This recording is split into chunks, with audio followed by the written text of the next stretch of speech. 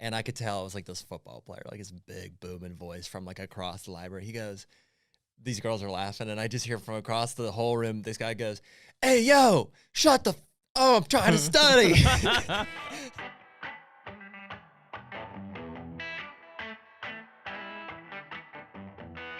Bingo. All right. Rock and roll.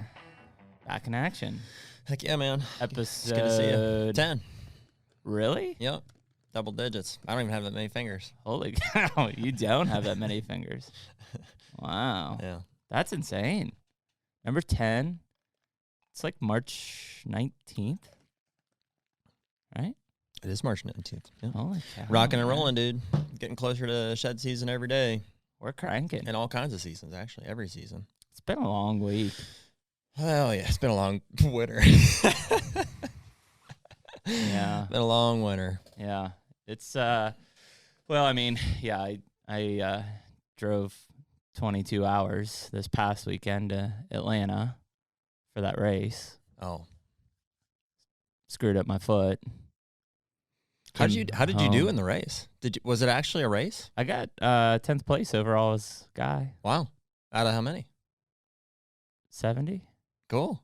That's Yeah. very good. Yeah. Screwed. How was your foot? Yeah, I didn't see your foot yet. Oh, it's like elephantitis. You know. Pretty bad.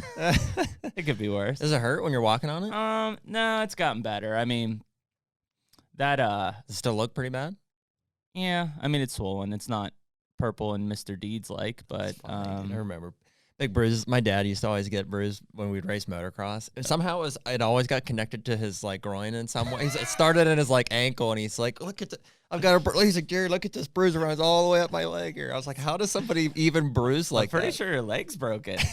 Yeah, we probably get that looked at. No, it's not bad. I mean, I think the rolling of it did most of the damage. The additional 20 miles on top of that probably didn't help, but it was, I'm sure I tore something because, I mean, there's a lot of bruising in that area, at least the next day.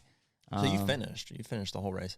Well, so it was a loop course. So it was basically we run as many 4-mile loops in 7 hours as you could. And it was hot, dude. It was mid 80s. Whoa. Which coming from up here, like I melted. My fat was melting. I bet. That's I was crazy. dying.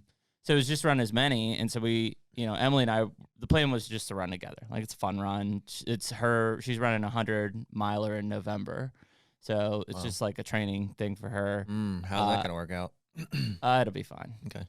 I've booked that November to support her. What's the date? It's the rut. Okay. Yeah. Not interfering with our travel hunting, but it's the rut. Happy wife, let me hunt the rest of the November. I get it. But no, so like the whole plan was like, hey, like let's just run together. It'll be fun, and she's a training like beast. Cam Haines style, like I'll run every day. That's what I do. I'm like the sandbagger, right? Like I just wake up and I'm like, yeah, I just run 10 miles today. And she'll be like, well, what's your like training plan? And I'm like, no, I don't have a training plan for anything. Yeah. So the problem is like I'd only run like 13 or 14 miles for a peak run this year. Mm-hmm. And she's like, well, how many do you want to run? I was like, I don't know, 30, 31. Yeah. And, so you just do it. And like that, sometimes that drives her crazy that I don't have a training plan. But for me, it's just kind of like, I don't know. Like maybe I do it, maybe I don't. Yeah, I mean, as long as you like know how to run. Yeah. Right? You just keep running. Yeah. So like first 2 laps, perfectly. We did get lost on the first lap. That sucked. But and I ran some more. Yeah, it's fine. Running. Then after mile 8, there was like a pile of leaves that looked like a bank, and I like jumped off the trail onto that thinking like, oh, it's a bank. I was trying to get around people, and it was like a pile of leaves, and there was like a log under it, and it just like rolled under. Oh. And I like reached down, and I was like, oh God, like it's swollen. Oh God. Yeah. Oh, it's so bad. There's so much blood. Like it was swelling up like instantaneously. And she's like, that's like not even possible. I'm like, yeah, it's swollen. Like it looks like a baseball. And so I was like, well, just like walk it off. Right. Like just, see what happens. And so I walked a little bit, and I'm like, yeah, picked up, started to run again, and ran another 20. And then I threw in the towel. I was spent. Like I was just dead. She ran another 24. Yeah, and so like even after the race, like it was swollen, but like I mean I've rolled. Dude, I've played sports. I've run my entire life. Like I've rolled my ankle so many times. It's not a big deal. I put like a compression sock on it. We drove home from Atlanta, and we get home, pass out, right? Next morning, get up, like kind of hobble to the shower, like take the sock off, and I'm like, duh, jeez. It looks like my leg's going to fall off. Man, I would imagine the swelling is usually indicative of a break from what I've seen, even Or if a it doesn't tear. hurt that bad. But yeah, I've never torn anything either. And the fact that you're not in that much pain. Yeah, it's really weird. So typically, and this is just, again, what am I, like WebMD or something? You know, like a tear will cause bleeding, and that's when you see that, like my leg was purple. Like it was Like a tendon tear. Yeah, and so that's from the bleeding of the tear. Now, obviously, if it was torn the whole way through, like I couldn't stand. Like there'd be no support. So I assume it's just like a minor tear. But like, I mean, I've been walking around. I mean, this week, 2 days ago, I drove to Buffalo to go meet the Rock Ridge guys, and spent the day with them. Like walk around, I can walk up steps. Like sucks. I mean, Colton's gonna have to carry me on his back the entire trip. Are you worried? Are you worried about it? I'm not worried. Okay. There's no worry. Not worried. I'm not worried. I'm not worried. You worried, Colton? I didn't think so. We're not worried. Dude, I got a new pair of Keens for this. Oh, that's why I bought those Keens. Is because for this shed season. Did you break them in yet? A little bit. Dude, those Keens don't need broken in, man. They're good to go, like out of the box. Let's not credit. I mean, all you got to do is keep your toenails trimmed, and because Keens, they got that hard front wall. If you get them long toenails, that's you'll end up losing them. You'll be aching. You'll be cutting them off. Maybe an extreme situation, but you and I went through a bad series there where when we were planning for shed hunting, we went and no knock to any shoe company, but we went to Morel. Right? Screw those guys. Yeah, that's bullshit. Those things they just weren't good shoes. Dude, they fell apart. Yeah. Or like I would like kick a rock and it would just be. You had a pair of Merrells too? Yeah. Yeah. And the backs caved in on me. Backs caved in as well. All right. No. I'll be interesting. I'm trying. I think I'm gonna wear those. Well, and apparently I need some ankle support. I'm gonna wear those Rocky Uplands that I got. Remember the ones boots? The Kentucky ones? Oh yeah. Yeah. They're really nice. That's what I wore all in Kentucky when I was shed hunting. They were real nice. Sweet. You got a good pair of boots for shed hunting? What do you got? Actually, I have a nice pair of Timberlands that I use. Some Timbs. Mm. Wow. Timberland. Laced or no? Laced. Wow. Very nice. Cool. So yeah, we've got to each his own, I guess. Yeah, dude, it was a long week. I got home late. I talked to you for a while and then kept driving. I talked to you for an hour and a half last night. I was like, dude, we should have just recorded this as a whole podcast. Yeah, I cut in. It was a good meeting with those guys, man. It's so we've got Rogue Ridge, The Grind, Dead Ringer, Buck Fever, Cupped, and that's what we've worked with on the Stone Road side, and we're gonna get those guys involved on the Hunter side here soon too. But just good group of guys. A lot of really exciting things coming out from those guys from a product development side, and just even getting things going. I know, on a Buck Fever end, you and I had a lot of success with that this year. I mean, that stuff was awesome. Mm-hmm. I like the pre-orbital stuff especially. Yeah, man, they freaking crushed some scrapes with that. Mm-hmm. So we were talking about doing some things, and I bet even people listening to this would find it cool. We were talking about, think about the number of properties that we have across the country, and how cool would it be to have like an Arlo, like security camera that gets triggered on cell data at like a scrape, like a community scrape, and all those properties, and have that link back to their site. So at any given time, you could go to like, Northern Kentucky, and like, Buck triggers it. There he is, crushing it. Even like, I think people get caught up and they're like, October, like that's scrape season. It's like, dude, these deer are using these scrapes year round in most cases, especially these community ones. It started August to January. I mean, I've got, sure. Since I picture in Columbus, that shed buck was crushing that scrape this week. They will. And so I think what's really cool, and this is what Troy and I were talking about, I was like, man, people like, it's cool to find a big scrape, right? You find a community scrape, I mean, that thing is, marry yourself to it, because at some point from September to November, you're going to kill a buck on that scrape, because there's so many different deer that are using that thing. I mean, I've got a couple ones, the one up on the mountain in that little buck honey hole, that's nothing for 11 to 15 different bucks, in a month to hit that in September and October. Mm-hmm. Yeah, I've seen mine seem to kind of bounce around. I mean, whether they're technically community scrapes or not. I mean, they seem like the biggest, most frequently used scrapes in a given year. But from year to year, it seems like they pop up in slightly different places. Like this most recent year, it was in that bottom, far at the eastern dip of the Ramsey there. I was getting lots of bucks on there, all throughout the day. And I bumped a buck off of there one time when I was going down. And I don't, to my knowledge, this scrape's never been there before. Well, man, seems like a tough year. That 12-point your dad found on the farm, where'd he find that? My dad didn't find it. Josh Beadnell found it. Oh, really? On his side? Yeah, and he found it down in that ravine which is where I kind of figured that. So basically, on Beadnell's was the 11, his brother killed? His brother killed. The big 8. I think somebody to the east killed that. But yeah, it was on there at some point. And that 12. Jeez. It's because the Browns is such good bedding that it's just holding a bunch of deer, and that they'll come across the Ramsey or up over us at some point. But I mean, the Beadnells have a good chunk of ground there, so it's crazy, man. That was one though. Obviously, I know you had your sights set on early, but he disappeared as fast as he kind of came around, and it looks like he died early. Yeah, it does. Like October or something. One of those things, man. And we've talked about it. That's like, how. What is it? My property is it's just like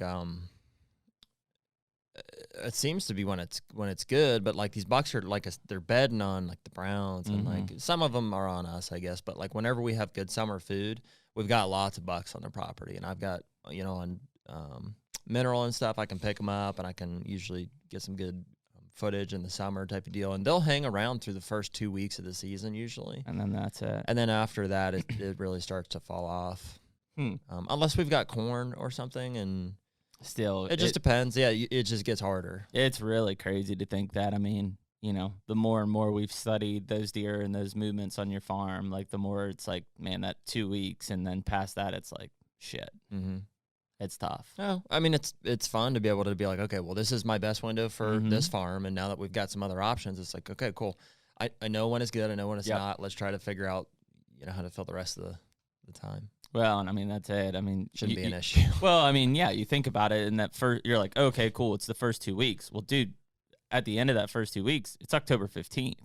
Now we've got 2 weeks of like solid pre-rut, and then all of a sudden we're in rut, and it's like, I mean, 3-4 sections of 2 weekers, and we're done. Season's over. Yeah, it's that fast. Hate that. It's that fast. Somebody should make that change somehow. Like, start early and late. Oh, I don't know, man. The more I want to be able to. That's just makes it. That's what makes it fun. That's what makes it. It's intense. When it does happen, it's like, man, I worked so hard for the whole season, and like it was such a short season, and when it comes together, it can be pretty awesome. Well, I think that's too when we talk about just the way that we've hunted, and if we let trail cameras do one thing, or if we're really hunting by our cell cameras or what we're seeing, ultimately you decide like, hey, I'm just gonna let it like chill out for a week. It just doesn't seem right. As like that week's valuable. You got to be doing something with it that's gonna put you in the game. Yeah, well, it just seems like you almost have to break it down to every day. Every day, like even a morning and an evening. It's like a lot of guys are like, well, I'll get out next week. And it's like, well, there's potentially 14 hunts between now and then. If you break it down between morning and evening, it's like, okay, really.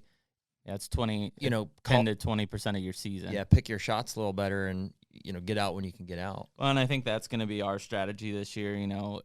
We've got a lot of options, which is going to be really exciting. But at the same time, it's like, all right, it's not like we're hunting every day. Yeah, well, we got some planned trips, too. So, like, when we go to Kansas, we're in Kansas. We're going to hunt every day regardless. It's already set. We can build off of that and say, okay, Kansas is taken care of. Here's that week. The further destination ones are that. When we go to North Dakota, which I hope we get drawn for that, we're going to hunt every day. Yeah, early September. We know we're going to be there. But it's those around home ones, and, And they slip by fast, real fast. And the hard ones for us, I think, this year will be, I don't know. I mean, I'm in Kentucky enough, so I'm sure we'll hunt that. But like the Indiana and Illinois places, because that takes a little bit more planning. How far is it, Illinois at least? 10? 10. That's far. Just far enough to be far. 6 doesn't seem far. No, I mean 8 seems like it's far. It's a stretch. 10's far. 10's like yeah. It ain't 17. Like in, you know. I know, and a Kansas trip. Yeah, it's not 17. But 10's far. But it's 10. Mm-hmm. Yeah, and that'll be a big one to kind of play. I really hope we can figure out something there for that mid-October time period. Mm-hmm. That would be spot on to really kind of play the play the odds. Yeah, hopefully we get a buck, or a couple bucks that are worth hunting there. Yeah. Booner. I don't know. That'll make all the difference. I mean, you get a booner running around, there's no question. It's 10 hours. Yep. I got all kind of hours. And we'll make hours. Yeah, and I'm here. Yeah, we'll get out there. I'm excited. I'm excited to see what that place looks like. And Illinois is, just a banging state overall. And I think that part it's a mystery for me, man. I've never hunted Illinois. This will be the first year. I would say that I don't know. I've always kind of thought of like Illinois as like just like big, flat, cornfield type. And like that is not what we're hunting. And that's not what like Pike County and these like Golden Triangle, counties are either. It's rolling hills and timber ridges and, and that's kind of what we're going to be in. We're in that rolling hills, timber ridges, not far off of both the Mississippi and Ohio. Okay. Yeah. Is it, there's quite a bit of ag though still, right? Yeah. Oh yeah, there is. But it's just the way that terrain sets up. So like if you look at, we've got, for everybody who has a cut up on this, we've got 2 80-acre leases, both bump up to public essentially. The one lease is more ag-based. It's coming into that floodplain towards the Ohio. A state forest? What's that called? Shawnee. The Shawnee National Forest. That's what we're buttoning up to. Button up. Yeah, so we've got one Pulaski County, which is down south of bordering the Ohio. That lease is in what I would consider like the river plain, right? So we're coming out of the hills at that point. It's more ag-based, and then you're at the river. Union, which is more north and west of that towards the Mississippi River, is much more timber ridges that then filter down into what Pulaski is, which is farmland type stuff. So it's going to be cool because we've got kind of 2 different pieces. We got one that's already kind of down in that ag basin, which we have a big block of timber on and some big blocks of timber around us. The other one, that's the one that is, which one is which? Just for my knowledge. The Pulaski one, which is the one that starts here soon. Is that the one we'd consider putting a plot on? No. Oh, really? No, that one's the one on the ag side. Yeah, the one that we would consider putting the plot on is the Timber Ridges. That's over in Union County, which they already have a couple plots established, but we just are thinking about putting a bigger one in there. They do? Just little clover plots? Couple acres. Oh, it'd be awesome. If we could just put like a 2-3 acre brassica plot in there. Money. Put a muddy box blind in there, maybe. Yeah. Coming right off of that Shawnee National Forest, off those oak ridges, into that. I tell you what, man. Ride my road. I tell you what, because they've got like this. Don't they have a late season? Got a late muzzleloader season. Yeah. Yeah, we've got some opportunities with that. Well, that too. I think, and again, I haven't hunted in Illinois. I'm pretty sure we could get a bow tag and a gun tag and kill 2 bucks.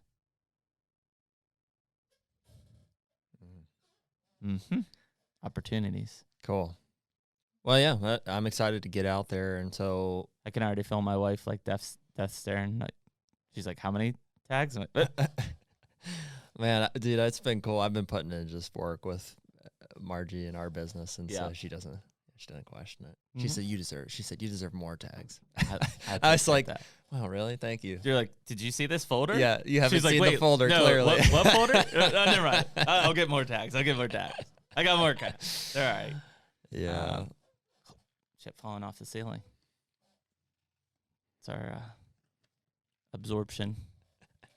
Yeah, it'll be interesting, man. I'm excited to get out. Bum leg and all. We'll muscle through it. Spend some time in that Illinois lease. Hit Kansas, man. We've got some deer to get on. Between now and when we leave, dude, we need to game plan some cameras. Like if we want to put any out that are gonna stay out throughout the summer.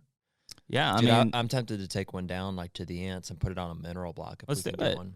I mean, dude, these I've got, I don't know, a dozen stealth fusions right now with that HME solar panel. I haven't touched since July. Like, not touched them. You got them here, you got them out. Look, I'm saying I got them out. So that's why I'm saying, like, let's go put these out. And, I mean, as long as there's sun hitting that solar panel, we won't touch that camera. So what do you think? Do you want to just take some cameras that we have here, or you got some out that we need to grab? We'll take some. From here. Yep. You got some solar panels as well? Mm-hmm. Cool. Yeah, let's take We'll have to buy some lithium This is just a batteries because handful. they're sketchy about lithium batteries on airplanes. Are they? Mm-hmm. All right. Pretty sure. How many do you think Marcus still has? None. None? Probably. Not in our He only went cameras. out and phoned cameras once. Yeah, not in our cameras. Probably for his video games. Trace controllers. Okay. Well, we'll pick up some new batteries. Yeah. We should just do like a trophy rock and Mm-hmm.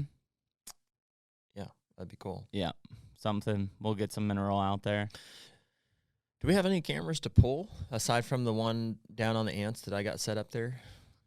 We do. We have some old cameras on some of those leases that probably need to get pulled and kicked into the river. Yeah. Yeah. So, but yeah, I don't know. I mean, I think that's been a revelation, man. I used to go through, I don't know, hundreds of freaking AA batteries, and those solar panels are a game changer. So I'm not opposed to keeping cameras out year freaking round. I mean, if we, in one of these cameras, we see baseball bats in May coming out of their head, I'm ready. Heck yeah. Let's go. Mm-hmm. So You never know, dude. You might catch something like Fuzzy Wuzzy. It was like May. I was like, it's a full-grown 150 that's a plus giant. inch buck. yeah, this doesn't make sense. Yeah. No, I think it's a good idea to go in and drop at least three or four out there. Maybe we put one on each of the Illinois leases. Just have them. Yeah, I don't know. I'm interested to see what that straight timber block looks like. In Illinois, Mm-hmm. the one of the two leases. The one in the farm ground with the swamp behind it. Yeah. Yep. Yeah.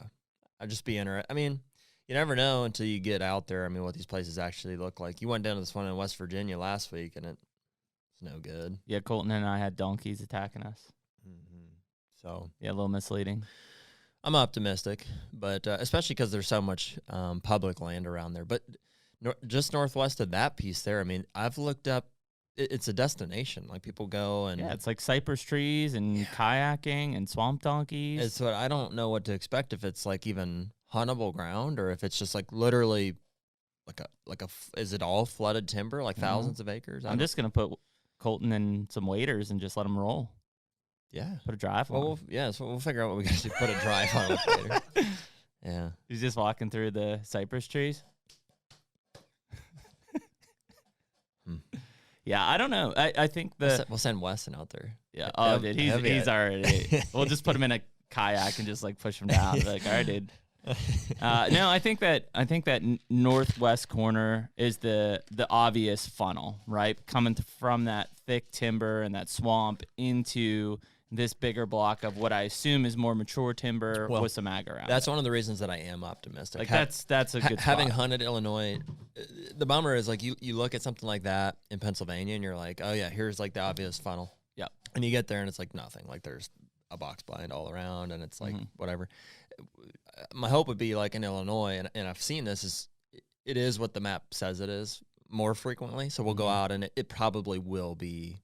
I mean, I a pretty assume banging funnel on that piece, because of its having a little bit more ag space, you can hunt two people on that. You'd have one person in that pinch. You could have one person lower, because there are some blocks of timber to the south that would try to, bring some deer, maybe heading back to the north to bed towards that swamp. But the other piece has a lot more potential. It's a lot more terrain. It's more connected. Yep, more connected, integrated into that big timber ridge from Shawnee National Forest. Like, there's a lot of things that are going for that place that I think are really, really good. And I mean, it's not like, we're probably only going to have two of us at a time or three of us at a time out there. It's not like there's 7 of us trying to hunt those leases. So, yeah, I think it'll be good. Man, there's nothing better than finding like a big shed right now, though. Like, just, especially like new property, and it's just like, It's been over a year since I found a shed. I have a feeling I'm going to pick out about 7 or 8 sticks before I pick the shed, right? I'll be like, That's the good news, man. Is we're gonna find some sheds. There's no question. Yeah, we always do. We're gonna find some sheds, even though we're a little late this year. At least we're getting out. Yeah. And to be honest, it would have been tough for me to get out before this. So I think it's. Well, the weather's been shitty out there too. So it's finally. I was looking future forecast. Things look good. 60s. Hiking in those bottoms. I mean, there's some big bone on the ground. We just got to find it. And it'll be interesting. The one thing I do need to get you to is I have to get you to drive, and we'll come in from that bottom below the ants, which is all that ag ground where my dad and I were like, oh yeah, Jared's like right there. Yeah. Because what do you want to do? I want you to go and see how that kind of operates. And I think from where your position is now looking at that, you'll be like, oh, like that makes sense. I do want to see that. So, yeah, it'll be interesting. Obviously, on the other side of the river, there's that super jungle, which Colton's going to be like crawling through on his hands and knees, trying to find sheds. Other side of the river from the ants. Mm-hmm. Yeah. It's We've never been in there, thick have we? piece. It's thick. You went in there? Yes. Once, like 20 feet. Huh. I got out. Yeah, that could be pretty eye-opening. Mm-hmm. Especially if that's where they're crossing. I think they are. Yep. I'm pretty confident that they are. Yeah, I just don't know. Yeah, it's bizarre. It's like, well, There's a lot of room once you get on that other side, though, from ag fields to that timber ridge where I went up and hunted, which is all those cedars and stuff where the Minnesota guys were. Yeah. We'll have to spend some time in there. There's quite a bit to walk, even from across the river all the way up to that like tram access or whatever. Yep. You know what I mean? Yep. That's a big chunk of ground in there. Well, and the problem is they've had so many floods down through there that what used to be easy access to get here or get there, the bridges are gone. So now you've got like one way and you're going 4 sections up and down, just to get there. Dude, I have like just such a love-hate relationship with that stand because as much as I love kayaking in there and it's it's fun, it's part of an adventure. It just would be great to not have to do that. Mm-hmm. It'd be nice if I could swim it. It'd be nice if there was just a super easy stand to get into. I could swim it, dude. We went through so many ideas where I was like, man, zip line. I could get one of these big like monkey balls that I like run in. Little hamster wheel. Yeah, hamster ball or whatever. Yeah, we're talking like a John boat at one point. Mm-hmm. Thought it was gonna be like Jim Shockey, like running you up the river, on an airboat. But I mean, that's part of what makes that spot so good. But it is tough. There man. are times where I was like, man, I wish I could just like.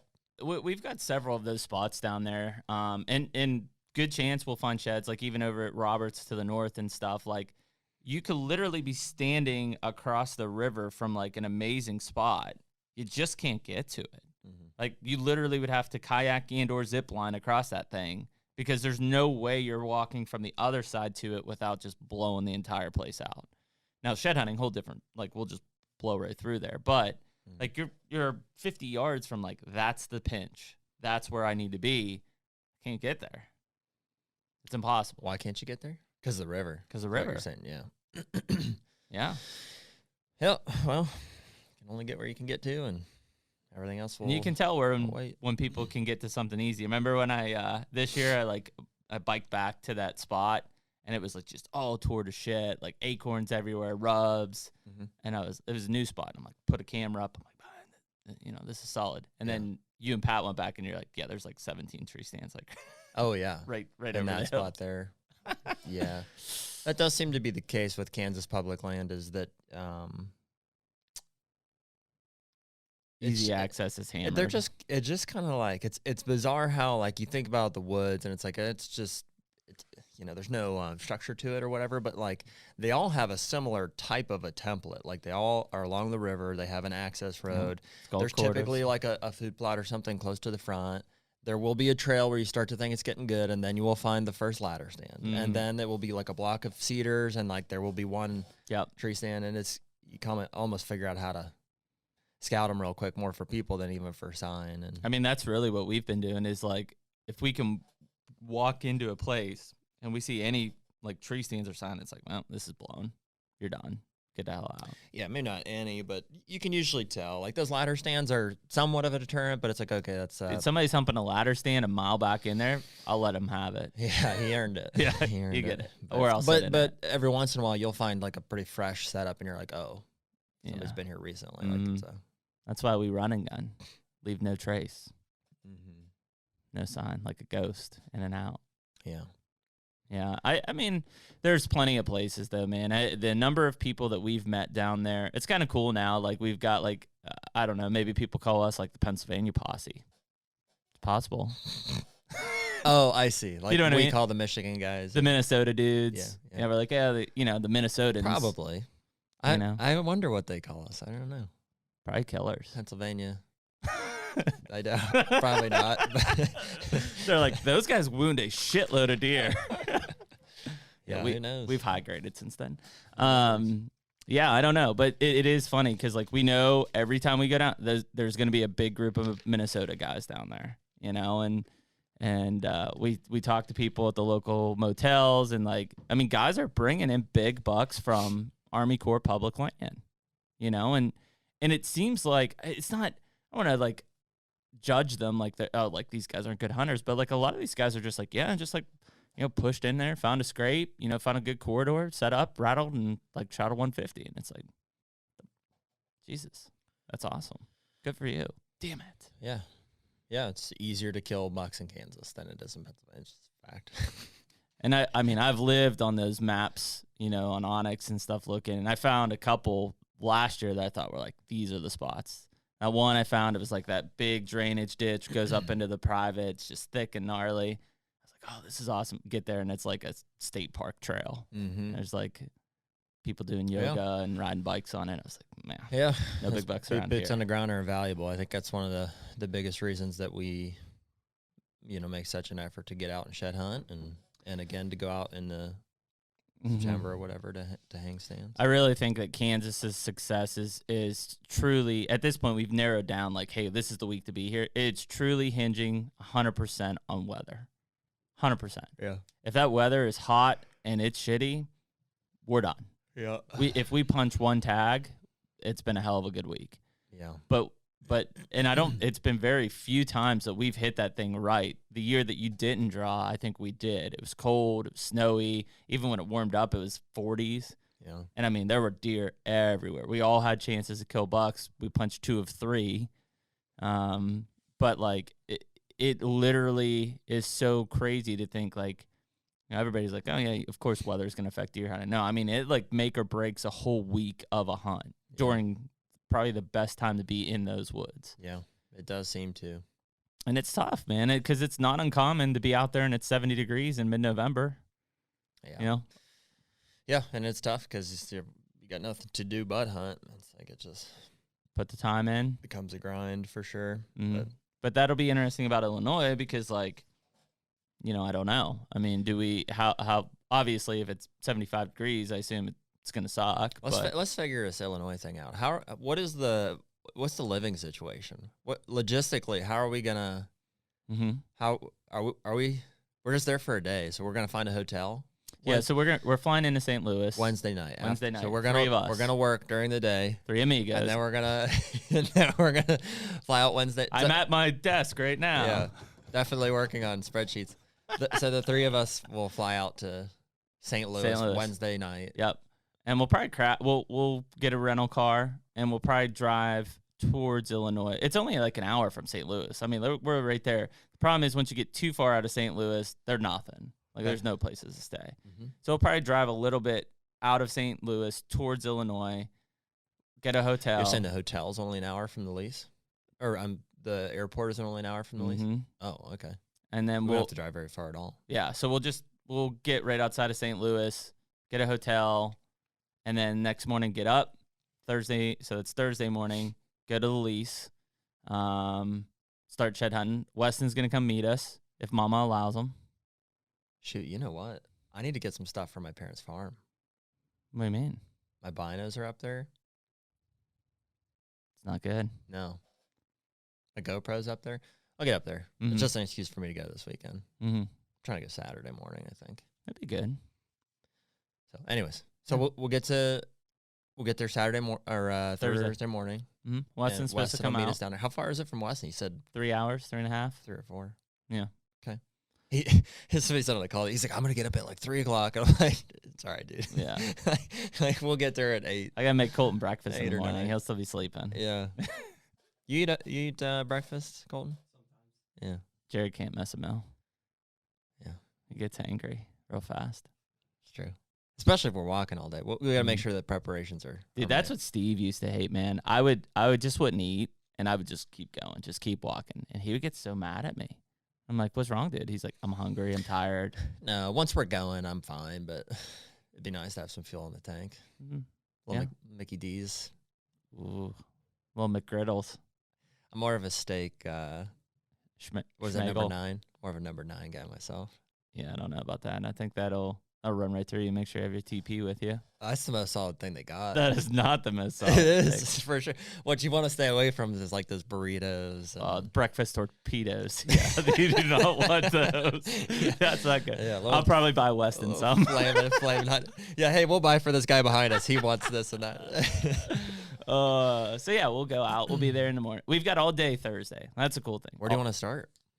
I think the Timber Ridges closer to the Mississippi River. I still don't know which one that is. I feel good about it. Let's get a better name for these. You go over here, I'll go over there. Okay, so you want to start at the one with the food plot. Yes. All right. Yeah, I think there's more timber on the public side that we can kind of sweep that property and move right into the public. Yeah, I think you're right. Cruise that area and then come right back out. I'm excited to see the northeastern part of that property. Do you know how it seems like the food plot kind of comes like this? It seems like there's a ridge and it comes back down. There's a lot of terrain on that piece. Like a lot of just little drainages and kind of humps. There's a couple small It creeks. seems like there's there. kind of a major drainage, Mhm. like in a crossing right there. So Probably where that's I where tell. I'll probably hunt.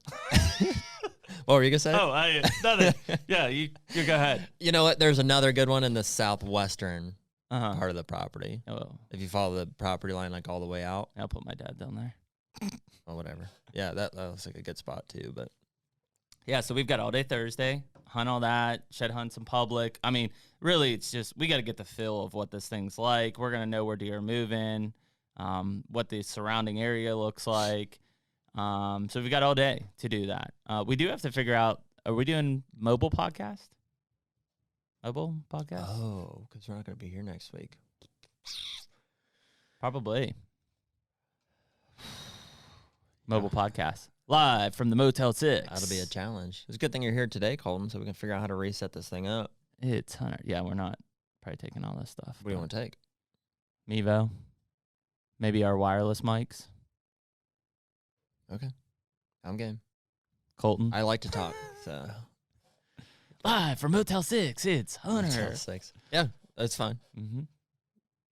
I could get into that. Let's figure it out. We could take these things. It wouldn't be that hard. Yeah. We'll figure it out. Anyways, so Room number 107. You're calling into the HUNTR podcast. remove that. Okay, so then Thursday night we'll part ways with Weston, Mm-hmm. and Yep. Send him back to work. maybe we'll get dinner or something. Mm. We'll get dinner. I'm Okay. gonna want dinner. Again, hangry. I'm gonna want dinner. Yeah. I don't know why. Well, so- I don't know why, but I'm already feeling like a nice like a steakhouse though. Like Like an Outback. what's the one with is it Outback with the buns? No, that's Texas Roadhouse. Oh, Texas Roadhouse would be nice. Yeah, there you go. If you're lucky, you'll get Chick-fil-A. Hey, that works too. Mm-hmm. I've almost parted ways with Chick-fil-A. Boy, at this it's been point. hurting me recently. Yeah, you too. Yeah. I don't Huh. understand. I had Zaxby's. You know Zaxby's in the South? It's good stuff. Dude, you've got all these restaurants. I will be in the Midwest, and I'll be like, "What is this restaurant here?" He's like, "Oh yeah, it's super famous. Like you've never heard of this?" I'm like, "No." What's that one we ate out in Kentucky? Culver's. Was it? I think so. Was it Culver's? It was decent. I had the breakfast. Oh, no. That was Big Boys. Big Boys. That's what it was. At Big Boys. Yeah. Yeah. Famous Big Boy. Cool. So we'll hit Texas Roadhouse, and then we'll. We got it. So we're 7 hours from the lease to Oh. Kansas to Eureka. 7 hours. Still Obviously, drive. we're not making all that.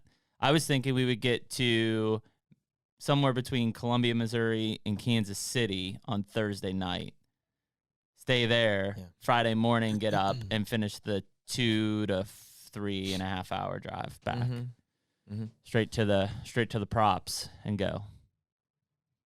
And then we got a full day and a half. Full day essentially. and a half, and then because we're Man. flying out of Kansas City, It's a so pretty that's serious nice. trip. Yeah, we only have to go from Eureka to Kansas City, so that's 2.5 hours. on Saturday. Yeah, Saturday night. Yep. And that flight's out at what? 5 something. So we've got at least half a day or plus. Sweet. I think since you jokers are tagged on to me, we're all TSA approved. Pre-check. TSA pre-checked. Sweet. Well, then again, I might have been taken off that list because of carrying live ammunition through the pre-check. Yeah. I think they give you one. Just one. Just one. They're like, yeah, we'll give you this one. Do that next time, not so much. Do you know, side note on that, I don't think that cops take note of warnings. You would think that they'd put that in your system as like a tally. Oh, They'd be like, this guy's got a warning. That's like a mulligan. Because I've gotten like 8 or 9 of them at this point, and they don't seem to know. I think if they knew I had more, if they were like, oh, this guy's got like 3 or 4 speeding tickets, we'd take it a little more seriously. But yeah, those are records. I'm flying under the radar with those warnings. Yeah. That's like detention in school. That's never put on your record, right? I see. At the time, I thought it was on my permanent record. Detention? I was like, my employer someday is going to know that I got these detentions. I don't think they keep track of that stuff, right? Somebody's got a file of it somewhere. Yeah, I don't think so.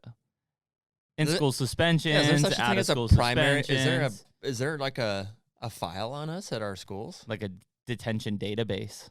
Just everything. Master file. Something. Everything that Jeremy Flynn did from There's some bad things in K there. through 12. Yeah, that would dethrone me pretty quick. Yeah, probably. I'm sure it exists somewhere. Sure, one of my teachers are just sitting there thinking, it's coming. It's not in that 70s show episode. They find their permanent records. Yes. And they have to burn them. Yes. Or something. Yeah, I'm sure there's records on that at somewhere, some place. But yeah, so then we got 2 days in Kansas, right? Friday, Saturday. Let's try to Let's try to avoid the American Chinese buffet this time. Oh, dude, we cannot eat there. We'll die. I'd be into what's that? The bar there in town. Benny's. Benny's. Yeah, Mhm. Benny's is solid. Mm-hmm. We'll do a Benny's run, and we'll do a Sonic run, and we'll do a High Life run. Oh, yes, we're good. Yeah, That's all we need. little High Life. I assume we're staying in the camp house, right? 23? Yeah, right on. We're good. He's like, at least my ID says so. We're good. Am I right about that? 23? Yeah. When's your birthday? May 16th. Coming up. Yeah. 24. Ugh.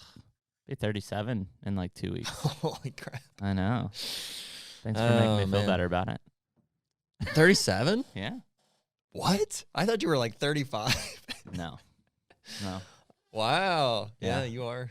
We've been doing this for like 8 years. Getting up there. I'm pretty sure I told somebody recently that you were like 34. That sounds good. Did I believe you? That's great. Yeah. Cool. Yeah, they did. Yeah, I like that. That's a good thing. Cool. So yeah, we've got 2 days out there, shed hunt. Friday will be a long day. And we're usually spent when we get done. The only bad part about going later is there's a good chance that we'll be in the ticks. Ugh. Mm-hmm.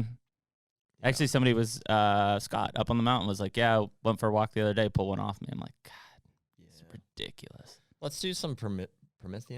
Permethrin? Permethrin. Mm-hmm. Yeah, let's do some, really, permethrin. I believe so. Swammy? Look that up. Swammy? Permethium. You can use my laptop there. I thought it was permethium. No. Perethrum. With an N. Permethrin. Permethrin. We should get some of that. Yep. Some of that tick spray. For real. I don't think we've ever used that. I'm just gonna like. No, we need to get. That's the thing is we got to buy all that stuff when we land. Okay. Can't take it. Well, we're not gonna land. No aerosols. After we land in St. Louis, we should have time. Yeah, there's a Bass Pro right there. We should have time. Yeah, Wednesday night will be pretty relaxed. Like we'll get in, we'll chill, we'll go get some food. Mm-hmm. We'll do like a Walmart run or something. Yeah, we got to figure out this mobile podcast thing. Yeah, the podcast. I'm just realizing now we've put zero thought into preparation for this. We need like.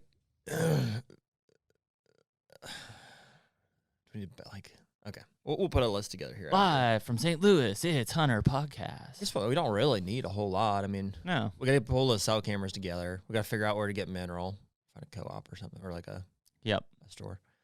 I need to run up to the farm and get my binos at least.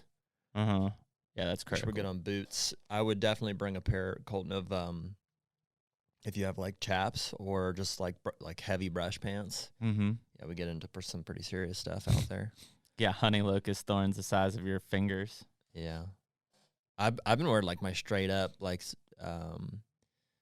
what is it, steel tin chaps. Mm-hmm. I got a pair of those. Yeah, it'll be hot too. I mean, mid-60s probably at the. All right. It'll be good. Oh, we're gonna find some sheds. The hard part is like there are definitely places because of all the connections with Kev and Marcus. Like there are places we could go that good chance we're finding 70-inch, 75-inch sheds, but like we don't hunt there, right? We've got no connection to it, so it's like you can go one way or the other. You can go find like some cool sheds, or you could potentially find some big sheds, and you're in the zone of where you're hunting, like where we're gonna be. And it's not like we're like, no, I don't care about those sheds. I'm sure if we knew they were there, we'd go grab them, but we're choosing to but shed it is a little bit of that. I mean, a little bit. Yeah. I mean, I love having sheds. Don't get me wrong, but like, found a 70-inch 5-point side. That's great. Like, but it'd be a help. I'd be a lot more excited to find a 60-inch 4-point side of a deer that we know For sure. in those areas. For sure. So yeah, I mean, it'll be cool to sweep that bottom.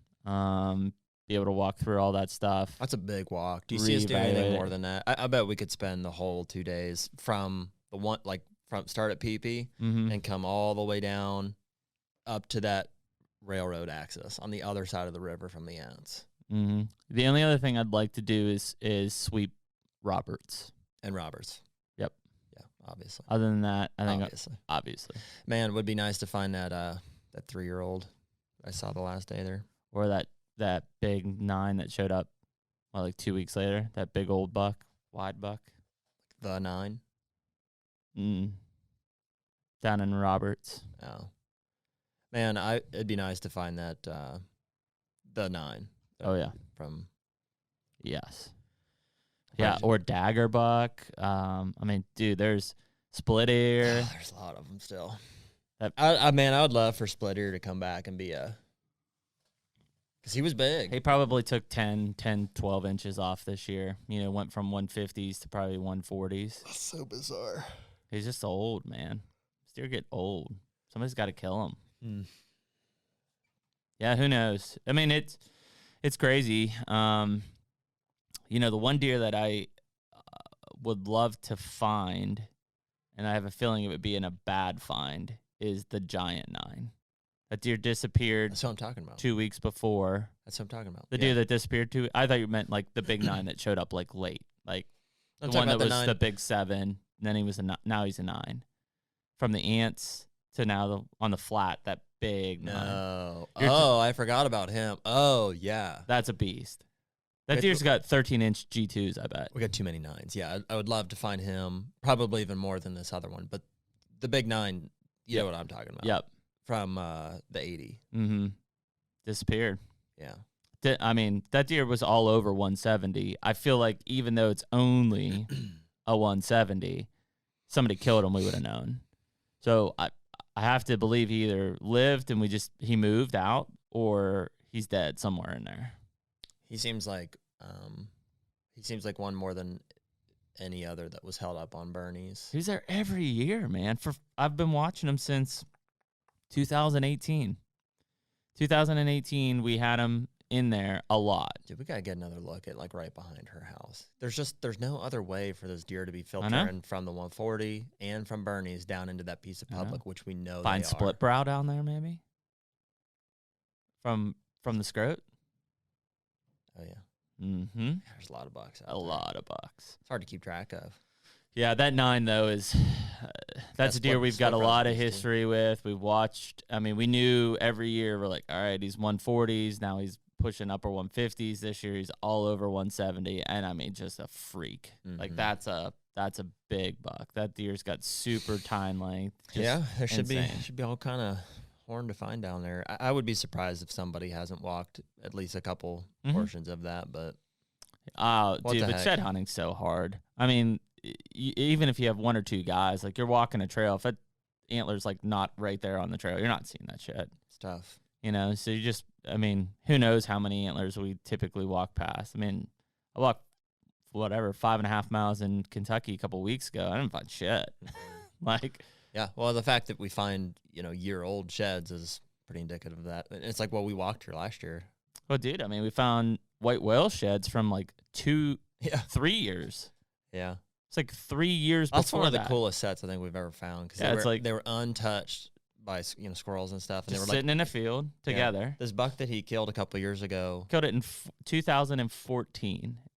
December of 14 is when I killed it. That was the first year we had that lease. And in 2015, we found the sheds from 2012. Yes. So 2 years prior. So they were like totally chalked up, but like laying right next to each other in perfect condition. Yep. Really cool. You got those hanging next to that mount now, or something like that? Yes, I do. And then this guy, I mean, obviously, like, I shot this deer, and we looked for him, couldn't find him. The next hunting season, that thing was sitting just like that in the weeds. And I saw this, and I'm like, that's a shed. And I walked over, I'm like, my God. Like, that's crazy. A full season. And I mean, yeah, the squirrels and stuff have gotten at it, but like full season, and that thing's just sitting there, just chilling in an Osage still patch. Pretty good condition. There's nothing worse than getting up on one and finding it like chewed up this bad. But that's especially a 2 freshie. years old probably. Yeah. So yeah, it'll be interesting. I mean, I'm sure there'll be some damage done. The one thing I did notice this year, I don't know if anybody else saw this. I still have trail cams running, which I had some strutters in Kentucky yesterday. I saw a couple birds this morning. Got me a little fired up. Come on. I was like, Come on. My dad's taking a whole group of guys, which is fine. He was like, so he's getting involved with like it's some kind of a ministry group where these guys are coordinators or like group leaders for different. There's Colton, you might be familiar with. It's something of Christian athletes is the organization. Fellowship of Christian Athletes or something like that. And so it's some of the coordinators of that Dad's having out, and they're going to do like a turkey hunt on our place. So he's like, I just want to let you know. I was like, so just don't plan to turkey hunt? Got it. Cool. Yeah, I wouldn't be anywhere near your farm when that happens. It'll sound like World War III. Just yeah, so I don't care. They'll be out doing that. I don't have any plans to turkey hunt. We're going to shoot some birds in the face. If it comes up, I'd be into like a camp. If we did a camp or something. We need to talk to Bob about the cabin in Ohio. That'd be awesome. To go do a camp there? Yeah. Sure. Yep. I used to think that too. I used to think it would be awesome. And then I was like, well, but Mom's cooking at the house like 5 miles down the road. I'm not saying like we don't go eat at your house and then like go there. Yeah. Yeah. I'm getting. There's also a stocked fridge with beer. It's hard to pass up Weston keeps telling me we're having a Kentucky turkey camp, so I guess I am. Are we? Oh, he's like, we're gonna be there, right? I was like, I guess so, man. Yeah. Listen. Here's the deal, though. I go out for like an hour. If I'm not on a bird, I'm going fishing on the boat. Here's the reality, though. Yeah, like you're gonna. Oh, at the cabin. Yeah. Okay. That's fine. Yeah, I'm gonna go out. Listen for birds, hear them fly down. If they don't come in, I'm going fishing. See, that's the thing about turkey hunting. It's like, dude, it's just as much effort as deer hunting. Like, you still have to get up early. You still have to go out and scout these things, like put them to bed the night before. Yeah. And it just never seems worth the effort. It's like, man, I'm actually pissed off that I did this. I mean, I love when I'm in birds. Like when I'm hearing birds gobbling and you're trying to chase them around. Like that's fun. But I mean, there's some long mornings from hearing birds on the roost to nothing till noon, and it sucks. All you're doing is just putting on miles. Yeah, it's the worst thing ever. Like no worst thing ever. The one time my wife hates getting up early, and she hates hunting too, but I forced her to do both of those things one time. I took her out at the same time. Yeah, I took her out turkey hunting, and we got up at like 4 a.m. Yeah, I could see. And it was a super long walk. It was longer than I remembered, and it was raining. It was disgusting, and yeah, that seems like a bad choice. Well, it's one of these spots where there's birds there all the time, and there was birds there that morning, and they pitched down, and it was raining. Like I said, Margie had been sleeping like since she was probably asleep like while walking to the blind. And as soon as I sat her down in the chair, she's like slunched over it, like sleeping. And she, even when there was birds coming down, like she didn't care at all. I'd be like, hey, there's birds right here. She didn't move. Yeah. She was just sleeping. And I didn't end up killing a bird that morning, but some hens got close and stuff, close enough that I was like, I can smell them. Like I can smell hens. that wet, wet hen, just getting rained on. And then after that, she didn't move, obviously. She woke up at like 10 o'clock and she's like, is it time to go yet? I was Did like, we see any? Yeah. I said, yeah, let's go. Did we see any? And we got out and she's like, oh, you just reminded me, like, it was pretty funny when you were saying you smelled those birds. She's like, that was just me. I just farted. Like, I'm out there like, Smell like like hens. yeah, I'm like, I can smell these hens like walking around in the field. She's like, no, No, that's me. it was me. Damn it. Sorry, babe. Thought they were close. Yeah. Yeah, I don't know. I mean, I like turkey. This year I'll be excited because I'm gonna try to get the boys a bird. It'll be their first. Well, Carter Yeah. turkey hunted last year, a little bit, not much. So this year will be the first time like I really try to get them out, and really it'll be in 2 weeks. My birthday, April 3rd, is opening day of Kentucky Youth. You're gonna be 38. No, I said I'm gonna be 37, I'm dude. gonna- Don't put the cart before the horse okay. here. Oh, okay. I'm 36 right now. Okay. For 2 more weeks. Okay. 2 more weeks.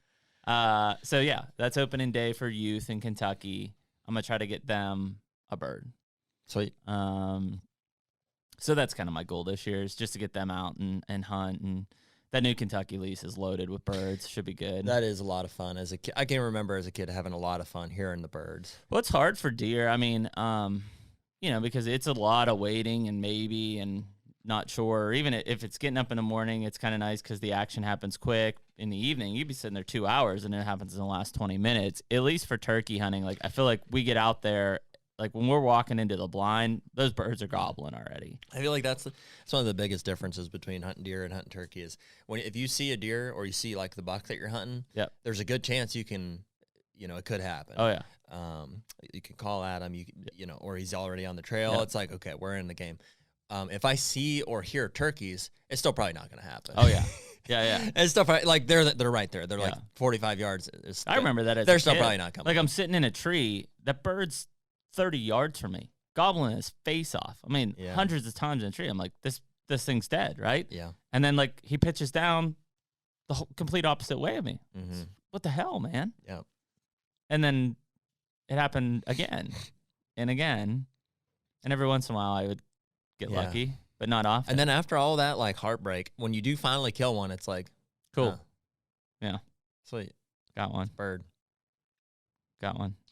I don't know, man. Some guys really love it. There's some guys that own some ground up near our farm in Ohio, Yeah. and like all he does, he's pretty well known for some he's designed calls Mhm. and stuff, and his name's Don, and he's got this big chunk of ground with big deer on it, and he's like, I don't care. Just turkey hunting. He just turkey hunts, and I think he turkey hunts about every day. My grandma used to make calls for Penn's Woods back in the day. Would do box calls and pot Really? calls, slate calls. Penn's Woods was right down on the Delmont. yeah. I 22. used to drive past it like every day. Yep. So she used Stopped to in work there there. We once. knew the owners of that. We used to go to their camp up towards Penn State. Did they go out of business? I don't know. I 'Cause think it's not that building anymore. I know no. that. I think they're still around, or they sold the brand out probably. But yeah, we had a good relationship with those guys for a long time. The thing about turkey hunting, I think that's just. I mean, it is exciting to a point. To really get into those birds, and it was actually, I think it was the first called big game, right, or classified that was the first like animal that I killed when I was 12. Is I actually shot a big gobbler in our fall season. Mm. So I remember we were actually it was like opening day of fall turkey season. We were in Indiana County. Walking through autumn olives. We were probably grouse hunting at the same time. And we had got into birds. We had broke up a group, right? And I remember I had like this old like Montgomery Ward 12 gauge shotgun, like permanent full choke in that thing. And I'm 12 years old. I probably had a vest that was like down at my ankles. Mm-hmm. And my dad's like up on the hill.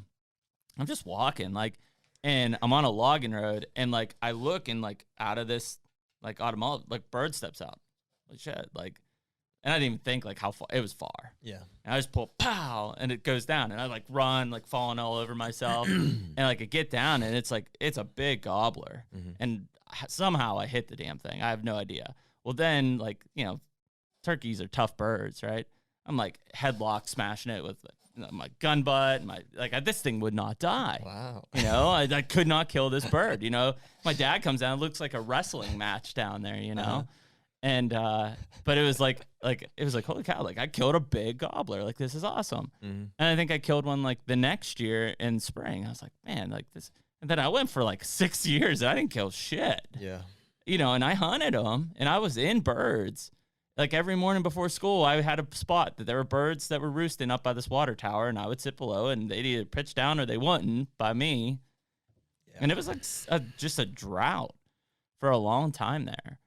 And then I moved to Mississippi, and, you know, I'm shooting the first bird that's gobbling at me in Pennsylvania. I don't care, right? They're like, oh, yeah, like there's a beard restriction. What? They're like, yeah. You're like, it's cool. I shaved. It's fine. Yeah. I've been growing it for 3 weeks. Does it not look legit? But like, yeah, oh, I thought it was coming they're in like, pretty good. yeah, like it either has to be a full fan or a 6-inch beard to represent an adult. I'm like, holy shit. Like, first bird that like kind of cackled at me, I shot. Like, now I got to figure out like it's an adult bird or not. Yeah. And it's just the culture's so different because you could shoot 3 birds down there. And I mean, these guys are serious, you know, and our season opens March 15th in Mississippi. So they're killing birds down there right now. And it's just such a culture change because here it's May before we're hunting, you know, in Pennsylvania. The first jafe that half gobbles at somebody is getting its face blown off. You know, down there, they got beard restrictions. Yeah. You know, and it's just like, it's amazing how people look at that stuff. And it's cool because like, I love that cultural experience back and forth. And like, you know, it's something that's really cool to break up that kind of springtime. But yeah, man, ultimately I'm a whitetail guy. Like that's what I live to hunt. That's what my passion is. I enjoy turkey hunting. I'm excited to get the boys out. You know, if we kill birds this year, it'll be fun as hell. What's that? Oh yeah, I do. It's it'll be in my backpack right there. But I mean, at the end of the day, it's just like, you know, in that front, not the very front, but one of the bigger front pockets. it's just part of it, you know. Turkey hunting? Yeah. Sorry, Colton, I should have busted that out earlier. Everything else running good? Cool. We've got some decoys from the grind and stuff we'll put to use. Do we? Some calls. Okay. Yep. We'll make Weston reap a bird. I'm not a bad turkey hunter. I'll throw that out there. I'm not a good What turkey does that hunter. mean? I can kill turkeys. I've killed turkeys before. Anybody can kill turkeys. You've killed turkeys before. You've killed one with your bow, right? At least one? Killed several with my bow. Yeah, 3 or 4 of them. Yeah, I hate that. I just want to shoot Hate him. that I did that, or you? Well, I mean, I just want to shoot him in the face with a gun. Yeah. I don't know, man. You just love the challenge. Yeah. Well, I just love bow hunting. You also hate guns. Yeah. No, Well, not like anti-Second Amendment, but like. Yeah. No, I like guns. I have Yeah. lots of them. I just, You don't. I don't know. It just doesn't It's do it bow for hunting. me. Like, there's just a lot of things I'd rather do than go try to kill a turkey. And I mean that, like in a whitetail standpoint, and I mean I'll use muzzleloader or rifle every once in a while, but like I mean I love bow hunting because it's close and personal, and I think that whether you use a bow or a gun for turkey, like it's still gonna be. I'm not shooting some of these guys are shooting 70 yards and killing birds. Like they're up in my grill and I'm still missing. Mm-hmm. Yeah, I just like the fact that I'm not excited about bow hunting turkeys. Like tells me that I'm not excited about hunting turkeys because. Yeah, see, I'd rather run a gun. Like I'm shooting a 410. I am running a gun. I'm shooting a 410 gauge this year. Small one, TSS, like heavy tungsten hammer, semi-automatic. Like that gun is, it looks like a BB gun. Here's a question for you. Can you shoot a bird? Can you shoot a bird with a rifle? Not in the spring. Anywhere. I would assume not. That'd be way better because I see them all the time. Well, yeah, that's like, yeah, that'd be like poaching. Okay. I won't do that then. That's why it's easier. I was just asking. I feel like anything easy advantage is like, yeah, that's poaching. You can rifle hunt deer. That's pretty freaking easy. Some would say not. Some would be wrong. Some would be wrong. Mm-hmm. It'd be all right. Yeah. No, I mean, I think, well, I know here in Pennsylvania in our fall season, certain calibers are legal to hunt birds in the fall. A lot of states don't have fall seasons anymore. Well, I'm gonna go on the record and say there shouldn't be a fall season. For a ton of states are against the fall season because like that's when you can shoot hens, right? And people are like, yeah, I just don't want to shoot hens. We have a ton of bearded hens on our place, like a bunch of them. Yep. Caitlin's. Yeah. It's a problem. I almost shot one time. I don't know why I bearded decided hen? not to. Yeah, I decided not to Yeah. because she came up over and there was a bunch of gobblers like just over the hill. And I was like, well, I think they're coming up. They never did. I missed one once. Of course. I think I jumped it off of the nest and saw a beard and shot and missed. In retrospect, I think it was. Is that pretty common? Because there's like a surprising amount of them. Yeah, it is pretty common. Yeah. I can remember when I learned that a tom has a full fan as opposed, and I never had noticed the Versus difference. the I was Jake. like, oh, yeah, much the easier to tell. half There's fan. still a lot of guys that don't know that.